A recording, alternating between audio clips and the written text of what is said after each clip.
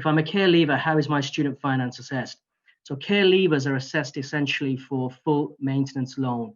It's assessed based on your own personal circumstances. So if you are a care leaver and have the evidence, i.e. a letter from your local authority, a social worker, or any other organization who can verify your personal circumstances as a care leaver, you apply on the student finance application form as an independent student, and you are entitled to the full maintenance loan effectively. However, it's important to highlight, if your personal circumstances do change at any time during your studies and you return to live at home, you have an obligation to inform the student loans company. Let us know so that we can reassess you against household income.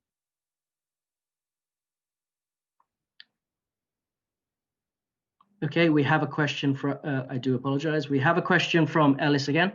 If the young person or student has a part-time job, is that taken into account? I think I've answered that one previously, but without the audio, so I'll answer this again. So if the young person is a student looking to start university or college, higher education, in living at home with their parents or parent, it's the parental household information that we're after, not the student's own. So I hope that answers that question.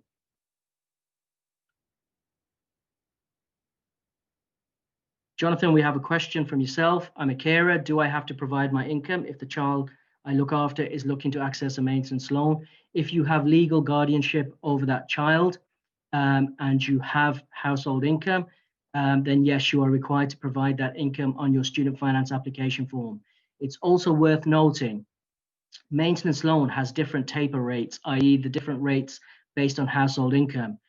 Where household income is below £25,000 per year, the student would receive the full entitlement of the maintenance loan from the student loans company.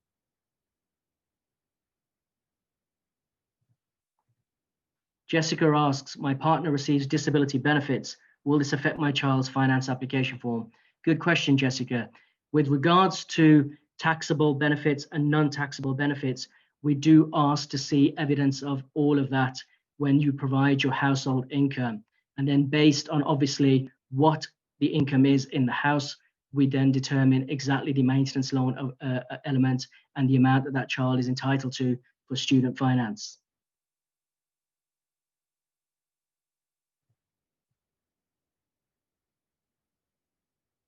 Jessica asks, if our financial circumstances change while my child is at uni, will this affect what they receive?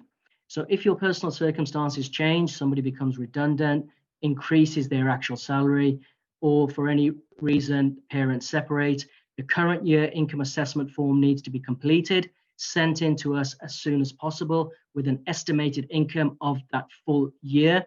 And then at the end of the academic year, we will ask for evidence supporting the estimates that you did put down on the current year income assessment for us.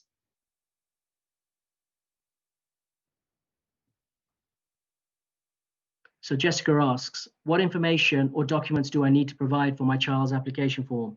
So when your child completes their student finance application form online, if they are wishing to be assessed against household income, they provide their parental email address. We will then write to the parents explaining exactly what they need to do by creating their own student finance account. We ask them for their national insurance number, their P45, P60 if they need it, and details of any young children living in the house that are financially still dependent on them as parents while their other sibling has gone to university. But we explain all of that in the email when we contact them, explaining the whole process and the journey that they need to undertake to support their financial application form. Jonathan, what if the child is estranged from their parents? Who would need to sponsor them? Estrangement is an interesting one. We often receive a lot of queries around estrangement. So if a child is estranged and there is a category for estrangement, there are regulations that say what is considered estrangement and what isn't. And further information on that is available from Student Finance England. So if you are estranged and have had no contact verbally, financially, emotionally from your parents for at least 4 months, it can be longer, it can be up to 12 months, you complete your application form the same way as anybody else, but on the application form, you click independent, that you are an independent individual, and therefore your application is assessed on yourself, and therefore you receive the higher rate of the maintenance loan depending on where you will be studying and living during your studies.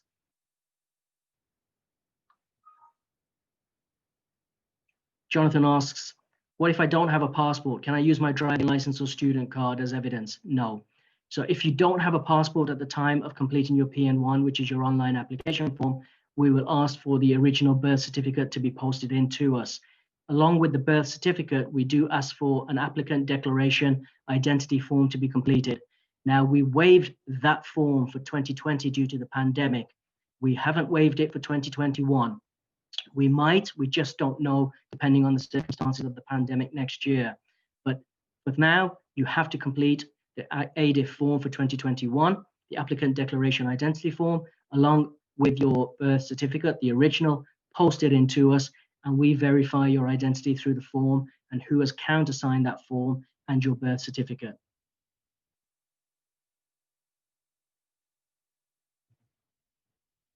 Good question, Jonathan. What do I do if I get a job abroad? How do I make payments? First and foremost, you tell SLC that you have actually gone abroad.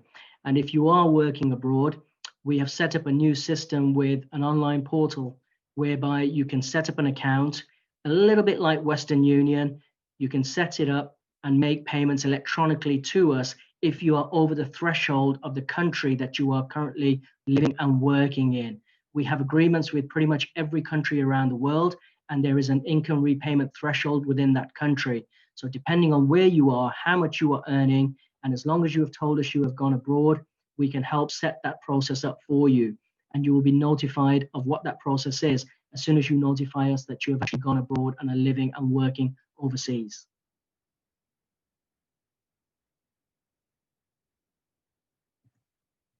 Jonathan, you asked if somebody decides to defer their course, do I need to reapply for finance the following year, or is my application also deferred? If you make an application in 2021 but don't start in September of that year, we don't release any payments. So we actually delete the application form for security reasons. But you can't create a second student loans account. So when you do create the account between February and May in 2021, you are issued with a 10-digit customer reference number, affectionately known as the CRN. Do not lose that 10-digit number. You will need to do an application the following year with the same 10-digit number.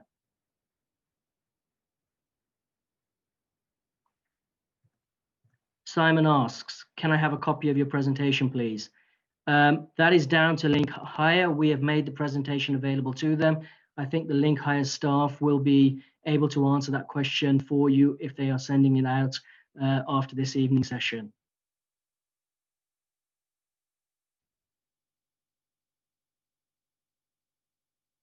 So Donna asks, could you please advise what is included in income for maintenance loan applications? I asked for tax credit applications. Personal independent payments are not included. Thank you.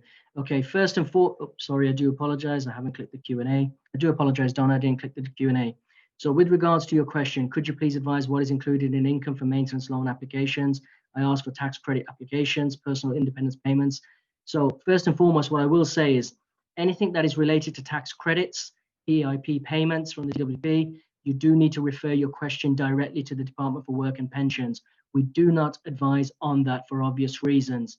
With regards to what is income for maintenance loan applications, as I said earlier, we look at the household income and whose income we look at, whether it's both parents or single parent, and we look at taxable earned income, taxable unearned income, taxable benefits, and non-taxable benefits. And a comprehensive list is available from www.gov.uk/income tax to identify exactly what is classed as income tax for a multiple purpose of student finance and other purposes as well.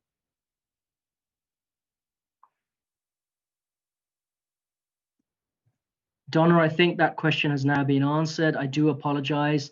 There was audio at the very start and now there's no audio, and now there is audio again. So I think that one has been answered. I hope you can all hear me still. Thomas asks the same question. I do apologize because I'm running through the questions from top to bottom, so I'm just coming across these audio questions. Thomas asks the question. Thank you. That's now working. That's great. Rosie, if my parents have recently been made redundant, will that affect the student finance I receive? Rosie, I think I answered that question before, but I'll answer it again now that we have audio. So basically, if there has been a change in your personal circumstances, When students apply for student finance, we ask for household income based on the previous tax year. So somebody starting in September 2021, we would look at the full tax year of 19 and 20.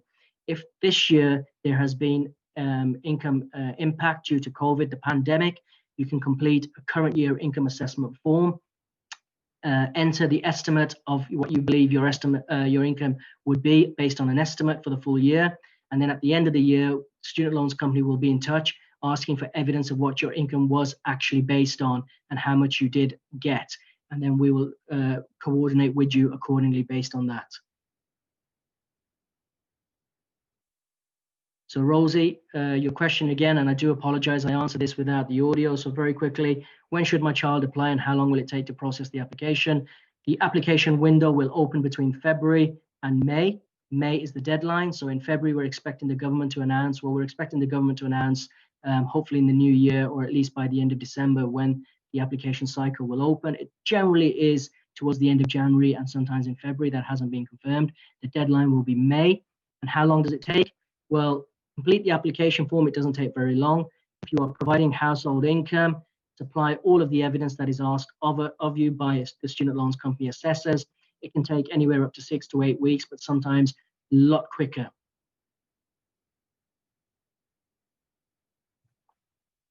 Again, Rosie, you asked the question before without audio. I do apologize. So here we go. If I have a part-time job, does this affect my loan allowance or eligibility? If the student is working part-time and applying to go to higher education, living at home with parents or parent, it's the household income of the parents, the people that are sponsoring the application, whose income we look at. With regards to bursaries, student loans company doesn't offer bursaries as such directly to students. You would need to speak to the universities or the colleges that you're thinking about studying at with regards to any support for bursaries. Again, this question was answered, Rosie, so I'll answer it with the audio. I do apologize again. Does my child have to make separate applications for the different loans? No. The one online application form, the PN1 as it is known, for tuition fee support and maintenance loan support. And if there is a need for things like childcare grant, disability allowance, and any other support, it is all triggered through the core application being for tuition fee, and maintenance loan.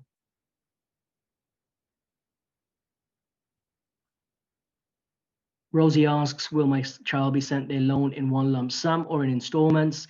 No, we no longer provide the maintenance loan in one lump sum. It is given in installments. So one installment once they've started at their chosen institution and the institution has confirmed their attendance, we release the payment between 3 and 5 days afterwards electronically into their bank account. That's the first. The second is then released straight after Christmas, as long as they're still on the course.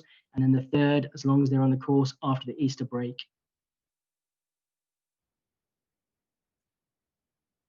Again, Rosie, that question was answered. When will my child get their first payment? The first payment, as I said, is once the child has actually started and confirmed their attendance at their institution, and that could be in early October. What happens if my child changes course or university, Rosie? So the first thing to do is to inform the university or college that you're thinking about changing course, to inform us at the student loans company that you're no longer studying at that institution, to ensure that we stop any tuition fee payments to that institution. And be mindful of the fact that if you have studied 1 year at an institution, excuse me, you have a remaining amount of student finance entitlement, which is generally ordinary duration of a course plus 1 year, so roughly 4 years of entitlement. So if you change course or university or withdraw or drop out and start again somewhere, you do need to inform us, your institution needs to inform us, and then we will calculate exactly how much entitlement you have left and notify you of that.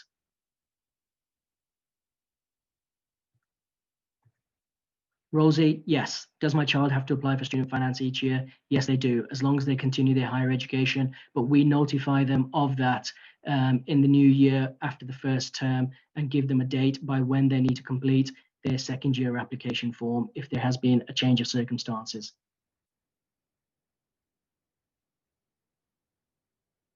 So Rosie asks, if my child drops out of university, what happens to their loan? Again, with audio this time. If your child drops out of university, the first thing to do is to contact the student loans company, let us know. Often students think that if they've told their university or college, that the university or the college will inform us and call us. It doesn't happen. So what we need to do is make sure that you're not in overpayment, i.e. receiving maintenance loan, or your university or college is receiving tuition fees when you're not studying at university. So if you have been at university or college and we have paid that institution a tuition fee loan and provided you with a maintenance loan or part of that maintenance loan, you do need to call us and tell us straight away. We will then write to you. There will be correspondence identifying exactly what the next process is for you if you enter into repayment and when that repayment will start.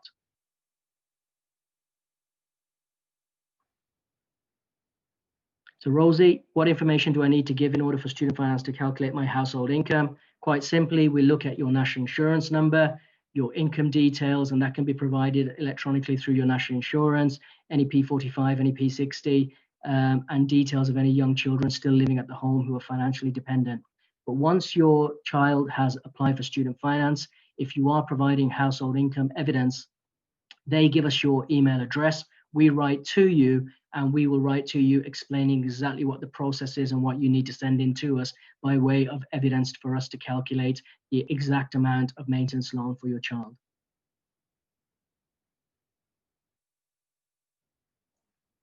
Another question from Rosie, whose income will be included in the household income where parents are separated?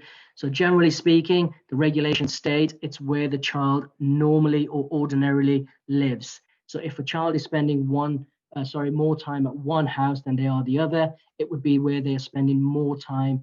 That is the household income that we would then class for evidence basis. Rosie, what if a parent or carer doesn't want to disclose all of the information that is being asked of them? Again, unfortunately, we're not the finance police. We can't force a parent or a carer to provide household income or disclose that personal information. The reason we ask for it is because the three different maintenance loan amounts at home, elsewhere, and London rates, if your child is going to university or college, we need to ensure that they're not missing out on any entitlement, and we can only do that by identifying exactly the household income. So if the household income is below £25,000, child is entitled to the full maintenance loan. If it is above £25,000 and up to a certain amount, generally shy of about £68,000, then we need to calculate exactly what the maintenance loan rate is that they are then entitled to. So it's a discussion that needs to happen between parent and child, carer and child, but there are very good reasons for why we ask for that information, and it's all sent in confidentially. If I'm a care leaver, how is my student finance assessed? So Rosie asked that question. So if you're a care leaver and that has been verified by a letter from your local authority, social worker, or any other body, your finance is assessed based on your own personal circumstances, and care leavers are entitled to the full maintenance loan. There is no household income assessment carried out for care leavers. Again, Rosie, this question was answered before without the audio, so I apologize. If a young person, student has a part-time job, is that taken into account? So while they're a student working and moving on into higher education, living at home with parents, then it's the parental income that we look at as assessed against the household income.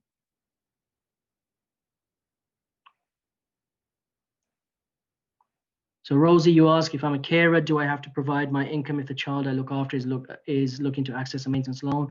I believe I answered this question already through Jonathan's question, but yes, household income, if you are the legal guardian of that individual, then we do ask for your household income.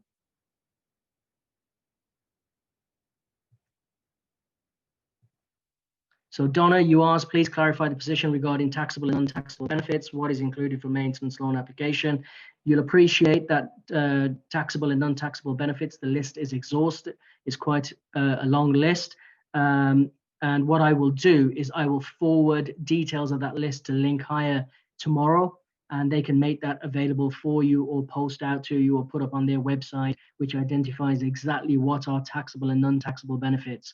It's quite an exhaustive list, so it wouldn't be prudent for me to go through all of that this evening during the given the time frames that we have.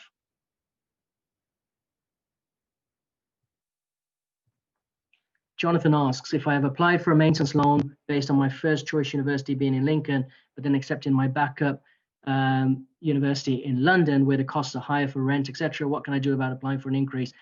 Basically, so when you apply for student finance, you apply with your preferred choice between February and May. We don't ask you to wait until you're confirmed or your insurance choices have come through. It's just for us to be able to trigger your application for tuition and maintenance support. So if you do put down the University of Lincoln and then decide to go to a university in London, you go back onto your online portal, the account that you've created with the student loans company, and you just change the details of the institution that you are going to, and your maintenance loan rate is then adjusted accordingly, and we will write to you and say that. But it's important you do that in a very timely fashion before September. You have until September to change any details on your online account. So you apply with your preferred choice. If after your results are published, you decide to change your mind, you must tell us immediately so we make sure that the right university gets your tuition fee and that the maintenance loan is the right amount for where you are studying and living.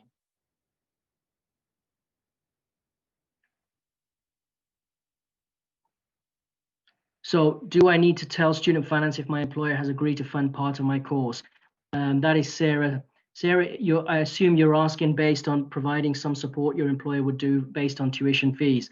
That is up to you. That's up to the employer. If the employer wishes to pay, let's arguably say 50% of your tuition fees on the actual online application form, you then only apply for 50% of the tuition fees. You don't apply for the full tuition fees.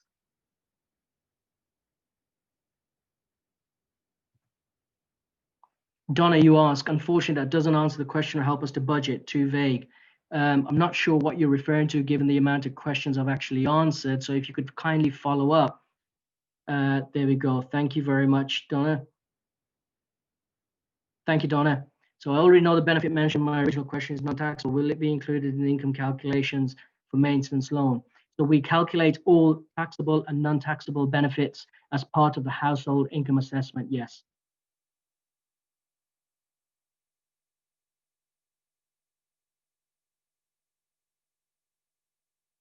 So that seems to have taken me through all of the questions that have come through based on the presentation that you have seen and heard today. I do apologize once again for the fact that there was no audio and the gremlins crept into the laptop. If there are any further questions, I'd be more than happy to take those questions now if they haven't come through. But I hope you have found the information useful. I appreciate there's going to be a lot of questions and a lot of follow-up that both parents and students will need to do, both with employers, the Department for Work and Pensions. There will be a lot of questions, but there's a lot of support and a lot of information available, both from organizations like LiNCHigher, universities, and also our own student helpline that you can call on 0300 100 0607 to be able to get further information if you have questions on that.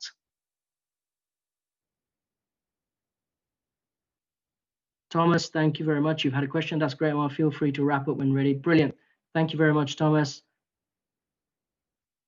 Donna, thank you very much. I hope you found it useful. I do appreciate it's never an easy process for parents or those sponsoring application forms going on to university for their young. And I appreciate the process. I wish you all the very best and hope that process is a successful one for you in the new year. Thank you very much.